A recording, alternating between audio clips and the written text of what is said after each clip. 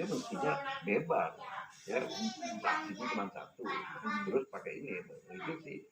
Tetapi itu kan ininya apa namanya kewenangannya hakim, bukannya ya jaksa sih boleh saja nuntut ya, dia mau nuntut tanpa misalnya bukti juga tidak kuat, dia tuntut memang kewenangannya penuntut umum untuk melakukan itu. Pak, tapi semua orang memang sama di mata hukum ya. Kalau melihat ini sebenarnya kalau jaksa boleh nggak sih melihat sebentar ini dimarahi dalam konteks apa, ini istrinya ngelihat suaminya mabuk-mabukan ini pulang. Kalau saya mikir dari cara saya nih wajar lah, bagaimana nih Pak? Ya begini ya, di dalam untuk sampai perkara itu sampai tuntutan itu kan sebelum penuntutan itu ada surat dakwaan ya, sebelum sampai surat dakwaan itu ada pra penuntutan ya. Jadi kejaksaan itu kan mendapat berkas perkara dari penyidik ya kan. Kalau pada tahap menyatakan itu kan jaksa bisa memberikan pendapat. Kalau ini dibilang tidak memenuhi unsur kan ya, atau tidak memenuhi unsur dari substansinya, dari materi undang-undangnya maupun dari alat bukti sudut ininya. Sebenarnya dari tahap itu mestinya kejaksaan itu bahwa ini sih tapi karena ini udah sampai penuntutan, artinya sudah ada pembacaan surat dakwaan, saksi-saksi didengar, alat bukti diperlihatkan, nah ya, penuntut umum melakukan penuntutan. Ya, tapi itu kan masih apa ranahnya, kewenangannya apa penuntut umum, tapi tinggal apa namanya hakim. Tapi kalau misalnya ini ya di undang-undang kejaksaan itu ada prinsip ya, menyatakan bukan aturan, menyatakan kejaksaan itu adalah satu dan satu kesatuan. Artinya itu hak penuntutan itu bukan berada di person penuntut umum ini ya, itu dia mulai dari jaksa negeri sampai jaksa agung itu jaksa agung. Kalau misalnya ada ini memang sampai saat ini belum ada kasus jaksa apa namanya melakukan penuntutan kemudian berikutnya dia balik lagi belum ini, tapi secara teori lagi itu ya tidak ada larangan juga itu bergantung kepada juga hakim.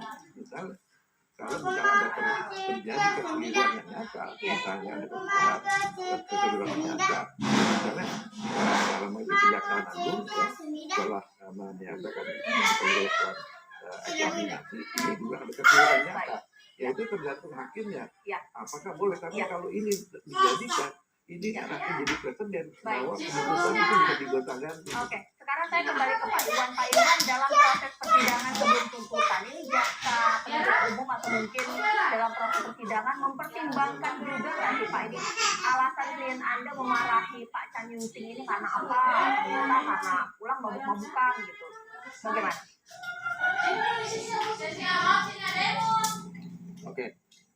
Dalam pertimbangannya dia mempertimbangkan bahwa menurut jaksa penuntut umum bahwa Valencia terbukti melakukan tindak pidana tentang pemaksalan psikis.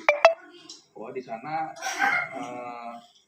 menurut keterangan saksi ahli yang sepihak mengatakan bahwa dia mengalami gangguan sulit tidur seperti itu, kadang-kadang pengen ranah kebunuh diri seperti itu.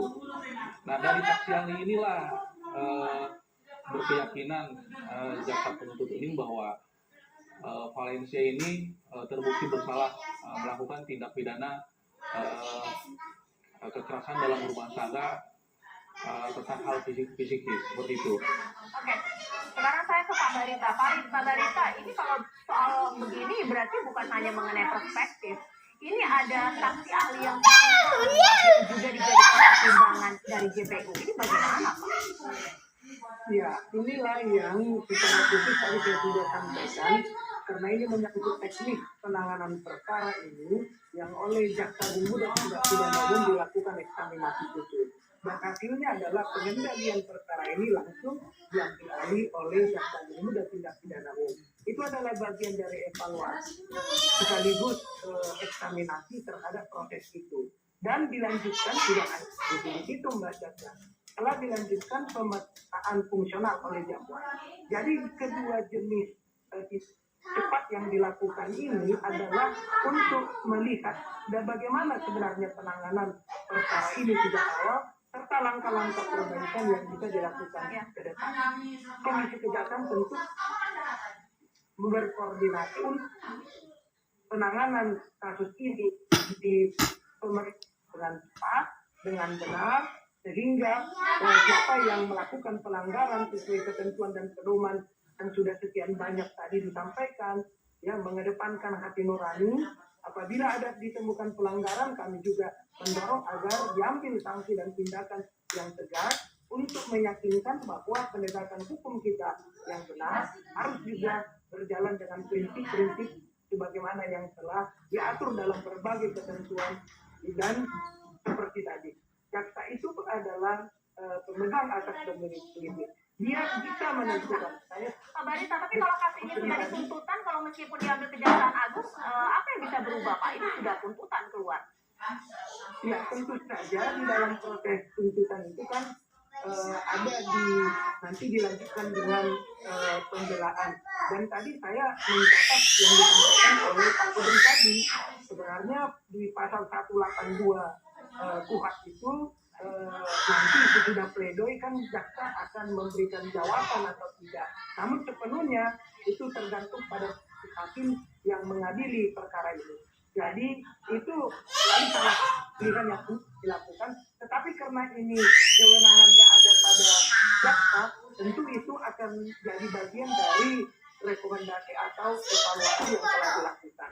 Itu yang saya sebutkan tadi, Pak. Sehingga kami memastikan berjalan tidak hanya eksaminasi terhadap penanganan itu, tetapi termasuk ya penjatuhan sanksi bagi yang melanggar, ya karena arahan tentang hati nurani dan restoratif justice dalam kasus-kasus seperti ini tentulah harus terimplementasi dengan baik. Ya. Begitu Mbak Caca. Baik, ditahan dulu Pak Barita, nanti sesaat lagi saya akan masih menggali dengan Pak Kudri di sini. Apa jangan-jangan ini hanya satu kasus saja? Ini pun karena viral langsung diambil oleh Kejaksaan Agung. Jangan-jangan banyak kasus yang serupa mengenai hal-hal yang mungkin seakan remeh-temeh, tapi kemudian bisa masuk ke persidangan, bisa dituntut, sementara kasus KDRT yang begitu menimbulkan luka dan juga trauma kepada perempuan justru tidak sampai tahap itu. Apakah itu menjadi kemunduran? Sesaat lagi di Kabar Nasional.